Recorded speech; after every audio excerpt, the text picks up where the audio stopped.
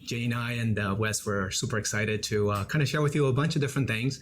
Some things, I guess, we already let the cat out of the bag, but we're going to be Jay's going to be doing a demo of some really groundbreaking research around the AI model for the good part of last year. So we'll get to that in about 10 or 15 minutes. But before that, we have a few questions that the community has prepared over the last few days, and we wanted to run through those.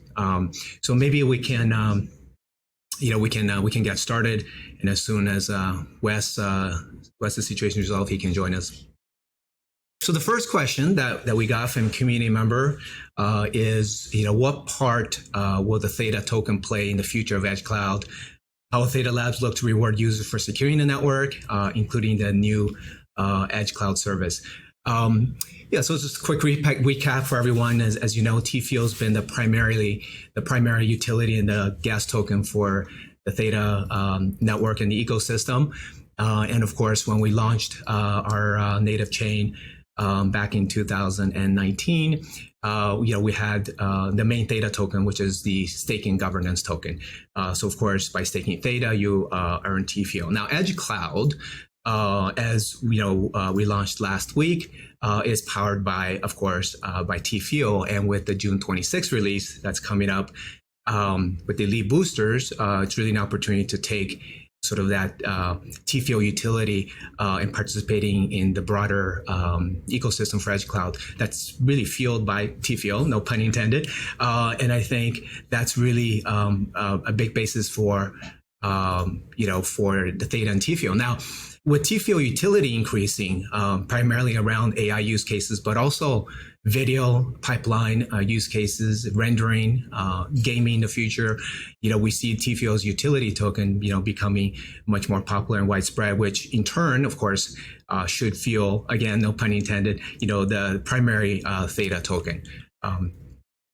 So also would like to add that some of you guys might have noticed that for Edge Cloud, right? So we have multiple payment methods supported. So currently, the customer can pay through USD, but in the future, we're going to add payments through TFIO, right?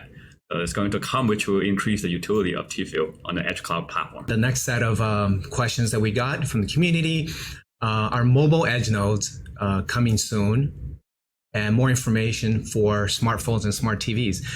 So this is, I think it's a really great question. As you know, we did announce a few weeks ago in a blog post that we are working on the Android version of the Edge node.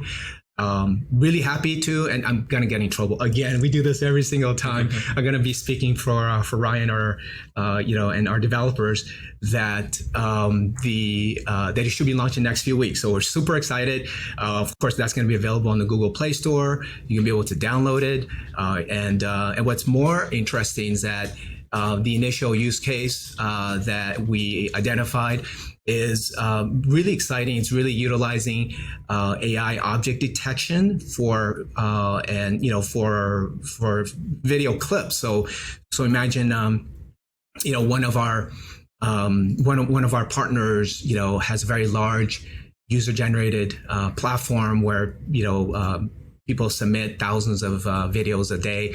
So being able to run that through this AI model where you can essentially detect that, look, this 5-minute clip is about, a dog on a beach, versus that 2-minute clip is about my parrot, talking in Spanish, or something like that.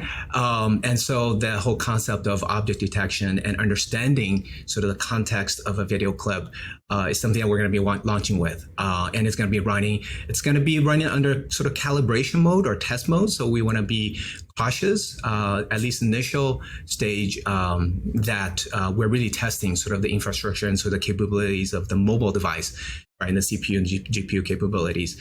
But I think the important point about this particular use case is that it really enables what we call sort of this ability to parallel process, which is really an ideal use case for a distributed network of nodes, right, particularly mobile devices, right, with tens, hundreds of millions actually billions of devices around the world. Really the ability to take, look, if you have a 5-minute video clip, you can slice that into 100 pieces of 5 seconds each, and that can be essentially processed, and then that can be brought back and assimilated into sort of, one end result, right? That essentially determines what the content of that is. So we're super exciting. So that's coming up soon, next few weeks. Yeah. Super excited about that. And then looking forward to the future, right? So I see people, especially the cell phone manufacturers, they are talking about throwing even more powerful hardware, right? Chips onto their cell phone in the future. For example, they may have, some AI specific ASIC, right? So ASIC chips into the cell phone, and then you can, as you can imagine, that they will open the door to even more potential edge cloud computing opportunities, right? So your cell phone will be able to process, even more complex tasks, then which will enable our edge cloud to be able to reap those resources and more efficiently. Perfect. So testing. You got me back now? We can hear you, Wes. Yeah. This is for Kyle to test if it's on the stream, but you can keep going. All right, we'll keep going. And the question is, Wes. Mm-hmm. Yeah, the question is whether the community can hear you, Wes. All right, we'll keep going.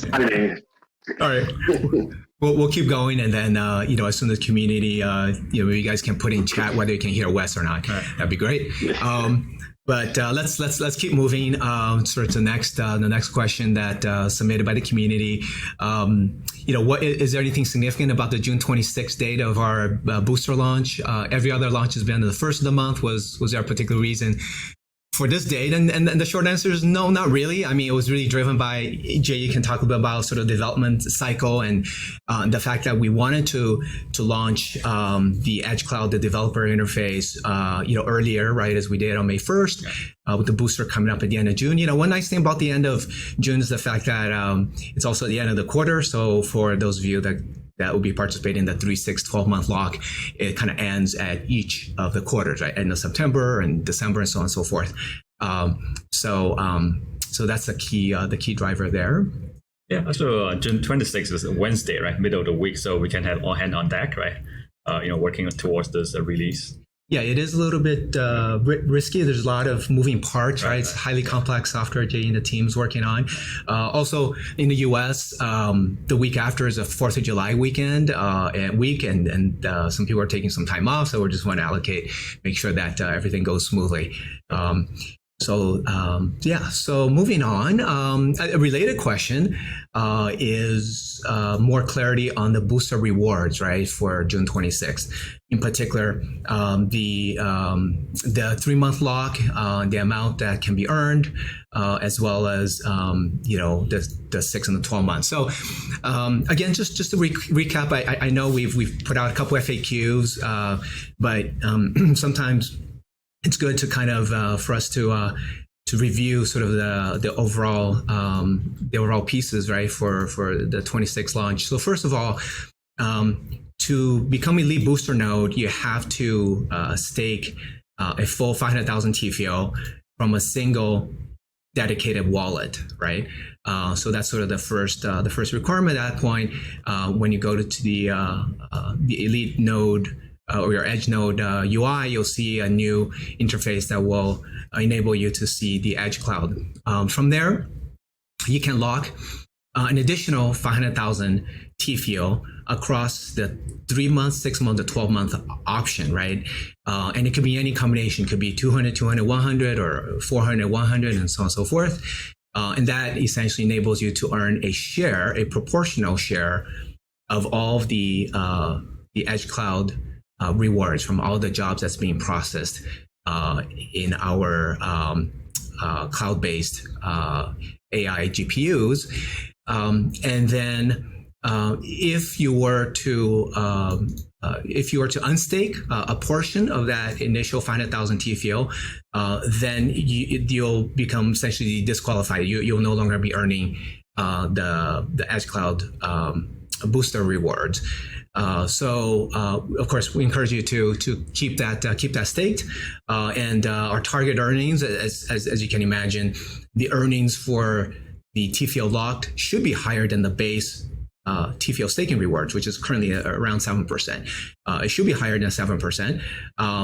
But that depends in terms of how much higher, whether it's like 15% or 30%, that really depends on the amount of GPU that's utilized, a percent of the GPU that's utilized in the cloud. But as we get going, you'll be able to quickly see sort of your pending earnings, which will show in the dashboard in your Edge node, and they'll be paid out once per month. So similar to the current Edge node jobs, it'll be paid out at the end of each month. But you'll be able to see your year or your month to date rewards there.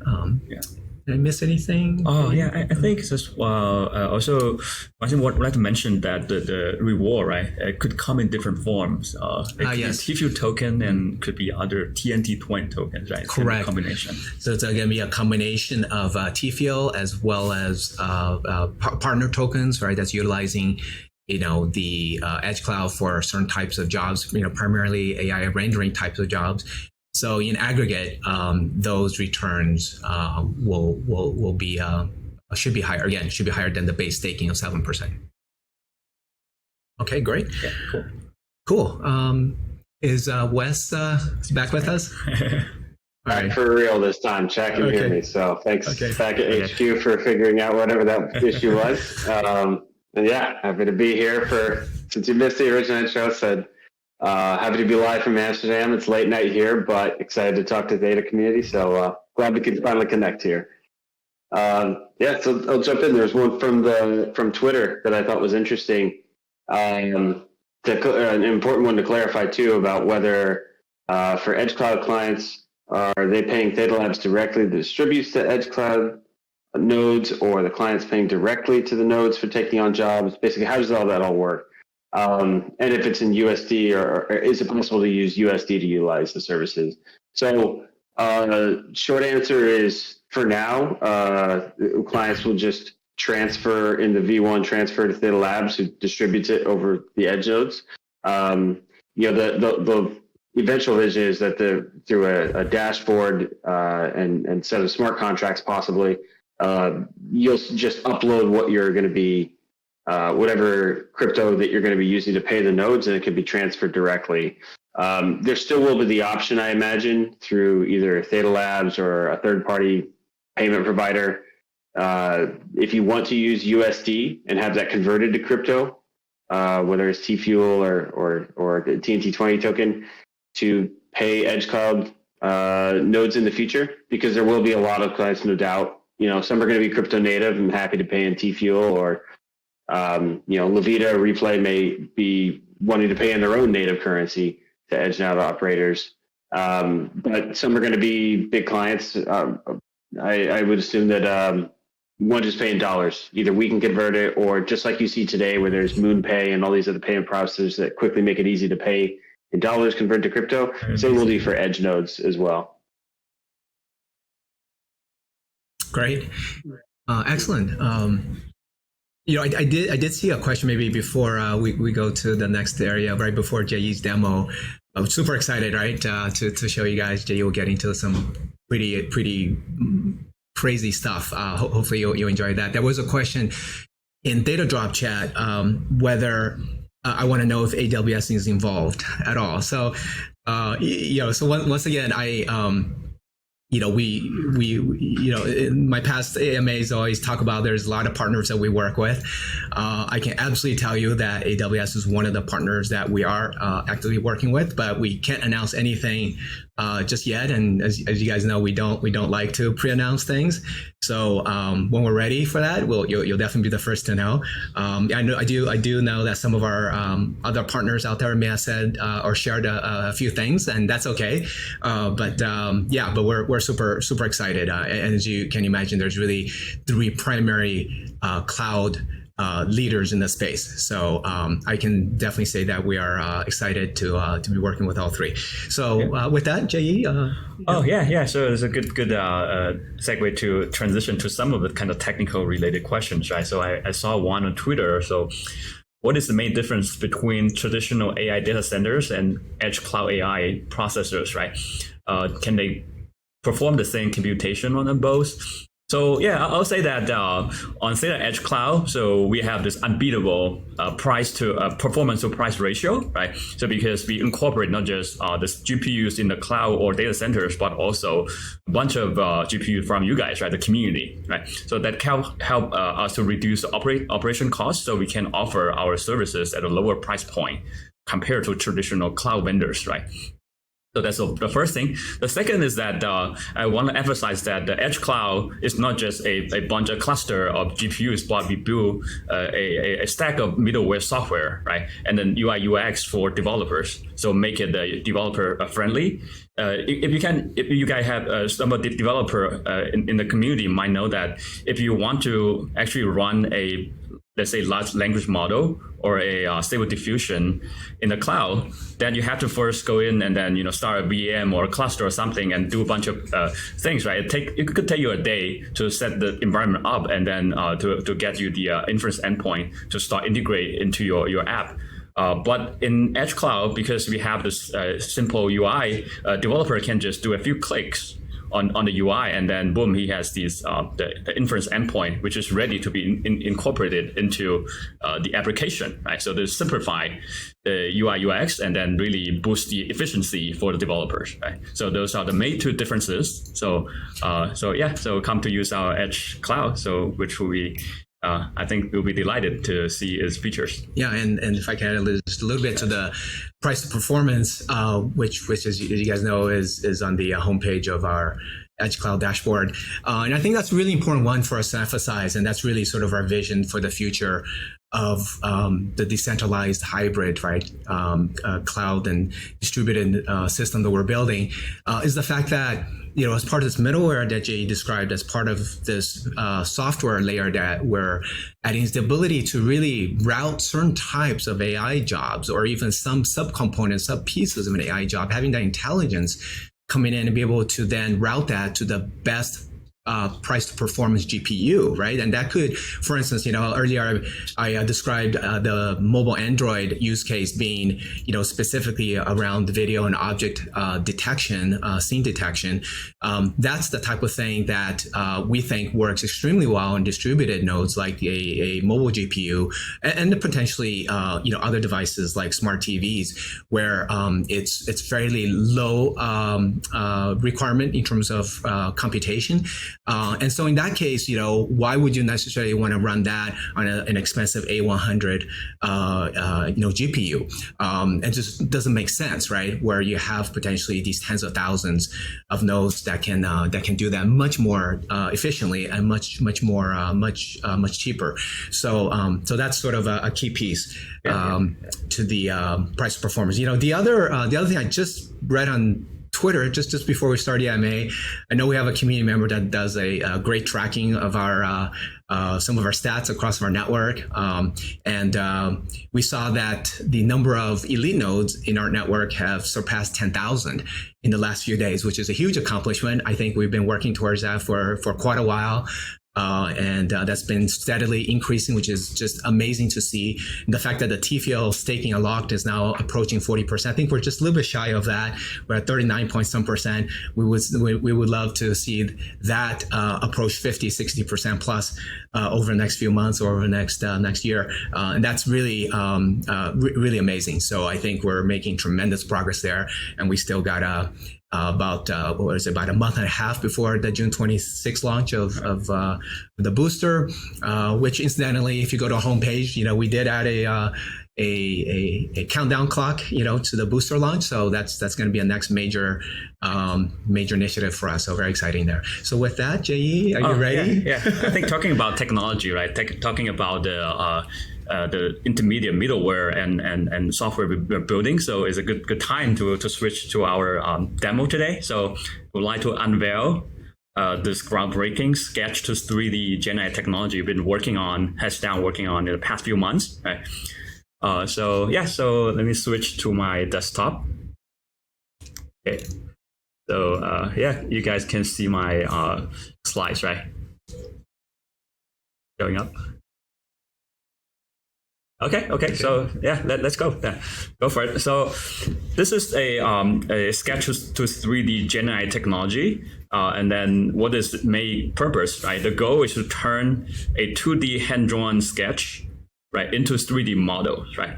And then what are applications? A lot of you, I think you probably already have this application ideas in mind, but I would like to emphasize that in areas like animation, gaming, movie, architecture, and industrial design, right? There's a bunch of different use cases. For example, in gaming, in the early design for games, that the artist, right, has to come up with all the characters and all the scenes, right? And then they want to visualize those in the 3D environment. But right, without this automated tools, they have to work with 3D designers to in iterations to come up with this 3D models and environments. So this, firstly, it requires the 3D designer to be highly versatile in various types of tools. And also, this is very labor intensive, so it could take days, right, to turn around. So the entire iteration becomes really, really long, right, really, really slow. So we would like to build a new technology which can turn this 2D hand drawing automatically into 3D, right? So what are the challenges there? So we want it to be fast, right? Super fast, much faster than the traditional workflow. So maybe it takes only 1 minute, 30 seconds to turn around, so that we will kind of speed up, right, the working process tremendously. But the second challenge is related to the quality of the outcome. So we do want to preserve the subtle details and the shape envisioned by the artist in the 2D sketch, right? Want the detail to be present in the final 3D, right? So that's poses another major challenge to this technology. So in order to address this problem, so we have developed a unique 3D Gen AI technology. So follow the model pipeline concept, right? We have been talked about in our blog post since last year. So here I have a diagram showing this pipeline. So it has two stages, right? The first stage, it leverages the stable diffusion and also control net. Those are technologies just come up in the literature in last year, in a few months ago. So this first stage will take the sketch from the user as input.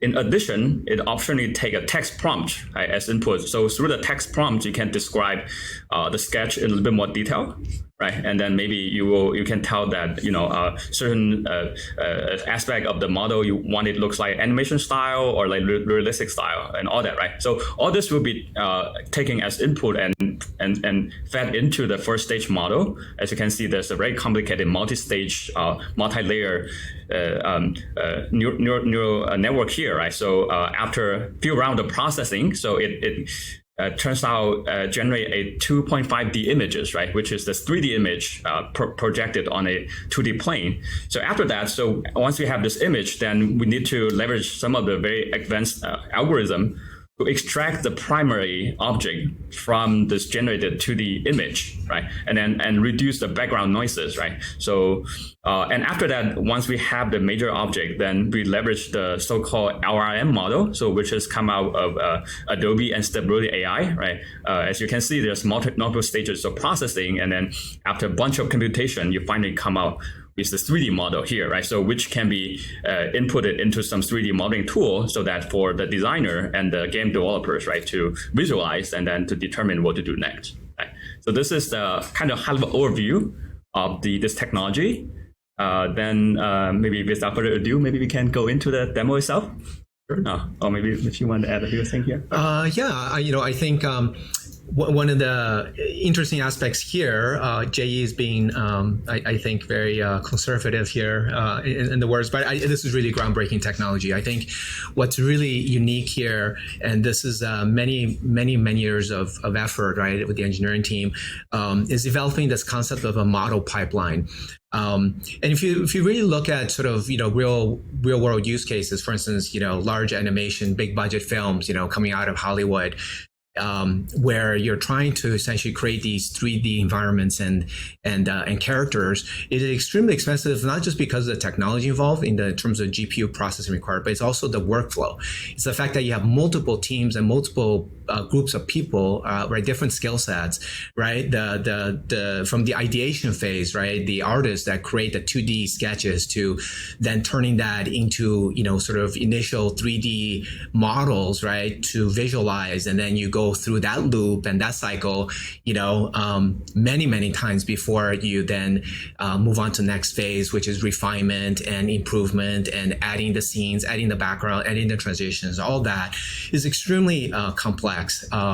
And that is what we believe, with this concept of model pipeline, which we'll be talking about more and more, as really a unique area of research that Jay and the team has started on. And this is sort of our first output of that, is really to use a model pipeline, AI model pipelines, to essentially minimize and streamline the workflow involved in real world use cases, right, where there's real people involved.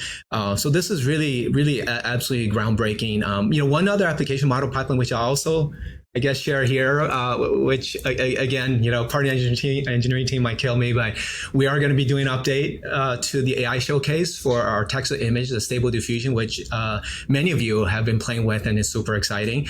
We're going to be adding a model pipeline there as well, where we automatically will be taking your prompt and feeding that into the Llama 3 chatbot, producing an enhanced prompt, and then the associated image out of the stable diffusion text to image. But the way we'll do that is that we'll actually put them side by side. So you'll be able to see your original prompt, and then you'll be able to see the enhanced prompt. And so I think this is a really unique way for us to then let you play with it and be able to then get even better at it, and a great application again of model pipeline. Yeah, awesome. Okay, so without further ado, so let's switch to the second tab. So here I'm showing the Model Explorer, right, on Edge Cloud. So if you have visited this Edge Cloud this morning, you might notice that we have added a new model, right? So we just sketched to 3D. This is developed by Theta, so we have our Theta logo here. To launch it, very easy. Just click on it, and then just keep the default option here, and then just click on create the new deployment here. It will after create the deployment here, it will take some time to initialize this model. But this morning I have already deployed one of this model on our deployment dashboard, so I can go directly to there and show you what it looks like. Okay. So I click on this inference endpoint here, right? So you can, as you can see on this, on this UI, you have this left part and the right part, right? So on the left part, it allows you to either upload an image or do a sketch, right, directly on this drawing board. And then on the right side here, there's a couple buttons. So when you click through this button, so we'll be able to generate a 3D model. Okay, so now let me start the first demo. So where I actually have a piece of paper here. I'm not sure you guys can see it. So it is a sketch of a car, right? So I'm getting closer. It took me 5 hours to draw it, so lots of effort. So okay, so you're not an artist. I'm not an artist, so the true artist probably would take just 1 minute, right? So hopefully, but I have this piece of paper, and then before this demo, I already took a picture and then sent it to my desktop. So let's switch back to the desktop UI and then see if I can just upload the photo of this sketch, and then whether I can turn it into a 3D model. Okay, so yeah, I just uploaded this the car sketch here. And then the next step, pretty simple. I can just click on Generate 2D, right? And I wait for a few seconds. Of course, this is all live and it's all live, being right? processed, through our Edge Cloud servers. Yeah, it's running Edge Cloud. So you can see that now you have this 2.5D image here, which is showing a racing car, right? But let's say if I don't like this image, I can actually type a prompt here to modify it, right? So people always ask, when Lambo, right? So how about we generate a Lamborghini racing car here and see how it looks like.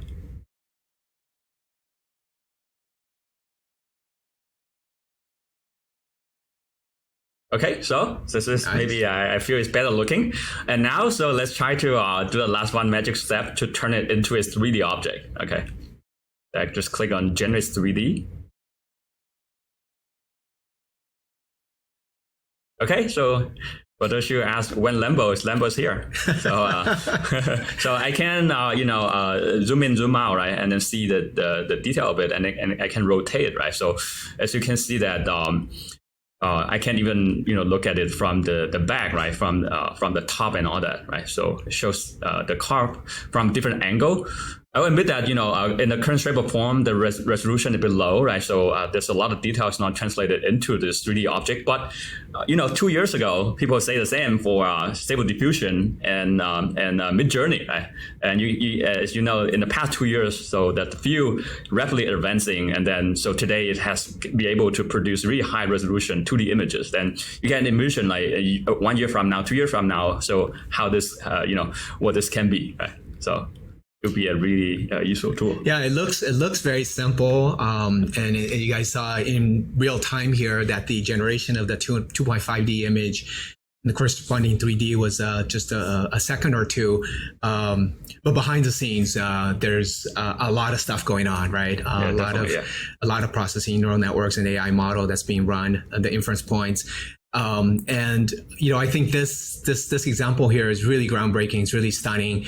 The fact that this could really, at the very least, really impact the early stages of ideation and content creation, modeling, animation, right? As I mentioned, within the media and entertainment space, within the gaming space, right? Anytime you're developing a game in a particular scene or characters, be able to draw that out and be able to visualize that, within a few minutes is incredible. Right. This alone could, shortcut the game initial design phases by X factors, and it's really exciting. So yeah. So in addition, if you're an artist, then you might not just want to watch do this rotation inside this web interface. So but we have this feature that where you can click here and download the 3D model onto a desktop, right? So after that, you can import it into some 3D modeling tools, right, to refine it, right, to look at how it looks like and place in the scene, right, so that to integrate it into your workflow, right. So there's one feature I want to show here. Or just as easily be able to then import that model right into your Unity, right? Unity, development environment, or Unreal, Adobe, right? Unreal, and be able to then place that within your game scene. Very quickly there. Yeah. So okay. So there's the first demo. So let me do the second demo. So yeah, some people might say that, hey, I don't want to do a sketch, right? It took too much time. So what should I do? So yeah, so let me show you this. So this is just one image, right? So where did I get this image? Obviously, I'm not drawing this. I'm not that good. So, but I used our AI showcase actually to generate this Godzilla from a text, right? So go to AI showcase and just type in Godzilla and tune the parameter, and I got something like this. And then here I can try to see what it looks like if I turn it into a 2D. Right here, right? So let's actually turn this one into a 2.5D image, which looks a little bit more 3D-ish, right, in this image. And then I can next to click here and then turn it into a 3D model. Some processing time, but pretty fast. A lot going on behind the scene, right? But right, as you can see, right, you have the Godzilla here in 3D. Wow. There it is, right? It's a little bit rough, right. But I think again, this last step is probably the most challenging step. There's going to be a lot more progress over the next 6-12 months. Yeah, I would believe so.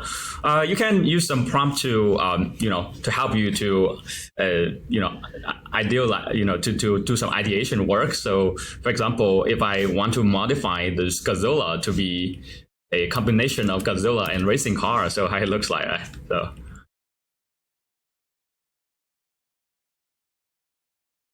Okay, it looks something like a blending between a Godzilla and a racer driver or a racing car. So, and then you can obviously click once more to turn it into a 3D model. So this is pretty useful because sometimes when I imagine that for a game designer, that sometimes you have to come up with a new character, and then you can obviously use your imagination to do that, but sometimes the AI can be helpful, right, to help you to create something never existed before. Right? So this is quite interesting feature as well.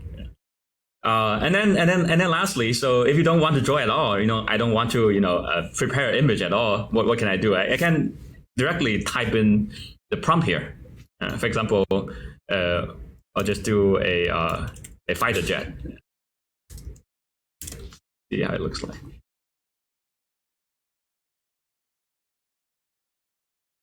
Okay, so this is just taking from the text and then generates 3D directly. So without any sketch, any drawing. Okay. Yeah, it's a bit rough here. So some distortion. But yeah, so as time goes by, this become better. I feel that sometimes it may be better for if you generate something like a rectangular shape form. But also keep in mind that these base models are not necessarily trained on specific data, right? Yes. So, like for instance, if you are really in a production environment that's doing gaming 3D characters or animals or fighter jets or something like that, you would refine that initial model, right? So yeah, definitely, yeah. So for example, so I do a mansion, so which is more rectangular, and let's see how it looks like. Okay, so I think this one, preserve the geometry a little better, right? You can see the shape of form, and then let's say if you're doing a fantasy game or something, you might be already be able to generate all those 3D objects and then place it into a scene you design, right? And then have a feel, right? Have a sense of how it would look like. Yeah, and actually extrapolated the back of the house, right. Of this mansion, which you can't see from the 2.5D image. And this is just amazing, right? The fact, Jay, that you showed, not just being able to take a hand-drawn sketch and then, going through that first step of generating 2.5D image and then the 3D, but also then doing, feeding in an image, right? An image which generates an image. And then lastly, text to image to 3D, text to 2.5 to 3D. So, lots of different use cases here. Very exciting. Yeah, definitely. This will also reinforce our concept of model pipeline, right? Especially in the case where I type in text and using our AI showcase to generate image and then put image here to generate 3D, right? So another example of this AI pipeline. Right, concept. Which is, again, part of our vision that Jay and I have been speaking a lot about as sort of the future of edge cloud is really going really deep in sort of this workflow and AI pipeline type of concept where you could, in fact, incorporate multiple models. You could even replace this intermediate, if you don't feel that this particular model is, adequate or is as specialized for mentions. In this case, you could replace that with another AI model or checkpoint of a model where it's, specialized for that. And that's really, really exciting. And then how do you then make that very easy for developers through our dashboard to then, perhaps even visually be able to draw boxes and draw lines, input, output into these different aspects of the pipeline. Yeah. And last not least, but for our developer friends out there, so you can access all these features through APIs. Right? So you just go down here and click on use via API. So it pops up the API documentation and some kind of code examples, so which allow you to actually integrate that into your own application or website. Yeah, again, this is huge, right? Being able to take these, endpoints and essentially the API interfaces and be able to build a front end effectively, very easily, very quickly. Again, in a large organization, as you can imagine, particularly sort of these studios and production houses, you can put together a very simple, web page, inside your company and be able to then enable and let other people play with this and socialize. And I think it really kind of goes to, our conversation that we've had a lot about. And I know Andrea has been out there talking a lot about the sort of concept of democratizing content and sort of enabling anyone to be able to contribute and to be creative. And I think this applies not just sort of from a community standpoint, but within these large organizations as well. I mean, it could very well be that, a particular game designer or a game developer may have a better idea for, a particular scene or a particular, sort of image or object, perhaps even more so than the designer, the artist, himself or herself. So that's really, really exciting. Yeah. So the model itself is already available on our Model Explorer today. So if you guys interested, you can jump on it and start to use it. And in the coming weeks, right, we'll be working on adding that to our AI showcase so that you guys can use it for free. Oh yeah. We definitely get that on the showcase. Okay. Yeah. So you guys can then do videos of yourselves, drawing a piece of paper and scanning that into the showcase. Yep. Cool. Awesome. Yeah, I think this is the demo today. Exciting. Great. Yeah. All right. I think we can jump back to some of the questions. To the question. So the next question is also related to Edge Cloud. It's a plan that Edge Cloud we use as an infrastructure for other platforms or services. Yeah, I think we just talked about a lot of use cases, like for example, for those game developers, right? And then as you can imagine, besides the example that Mitch talked about, using that as internal tool in the game studio, a developer house, but it can also be powering like chatbots, right? For some other platforms. And then let's say if an artist, they want to use a tool which has this image and video generative AI tools, that those tools can be powered by Edge Cloud, right? So certainly from a DApp, from an application standpoint, but also we've been having conversations with partners and customers where they are looking for very specialized chatbots that they can incorporate for marketing purposes, for engagement purposes, for instance, on their website. So that's another example.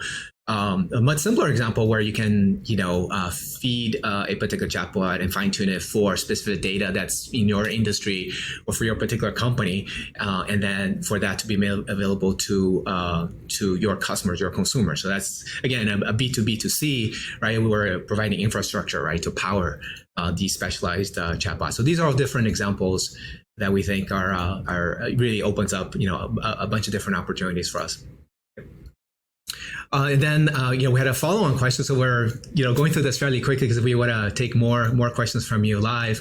But a follow-on question is, how does Edge Cloud ensure confidentiality and data privacy? Is any text or data exchanges visible or stored by the network or nodes without encryption?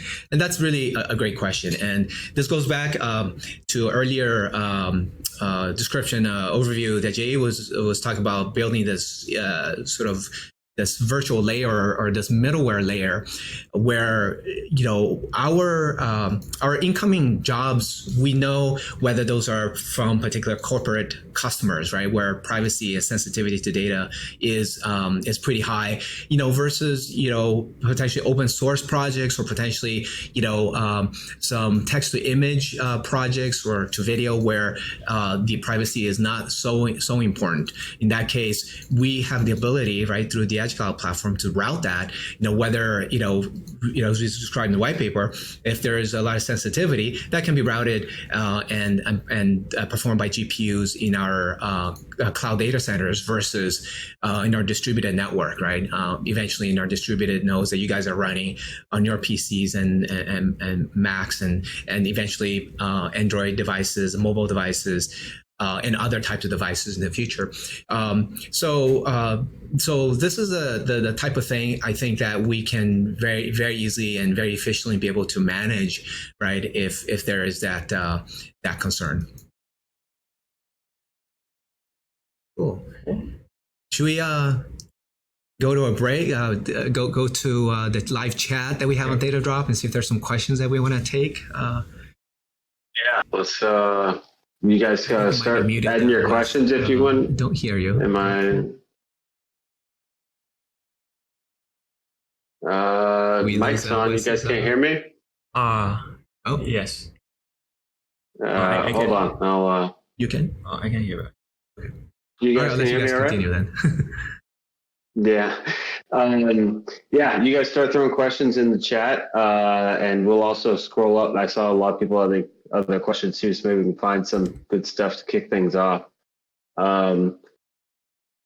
Let's see. So that's interoperable with 3D printers. That's quite an interesting question. I mean, maybe not out of the box, but I think that would be, yeah, in the future, think about it. You could go sketch to model and just, adjust the model as needed, change your prompts. And once you're happy with the model, one click to send it to the 3D printer. Actually, that's an interesting idea, right? So I think the model we generated, the output format is pretty generic, so that potentially it can be imported into existing tools, right? And then from there, you can do your modification and you can do your, change the model a little bit and then put it into actual 3D, right? So we'd like to see if we can actually have something like concrete, right? From your idea to something real in life.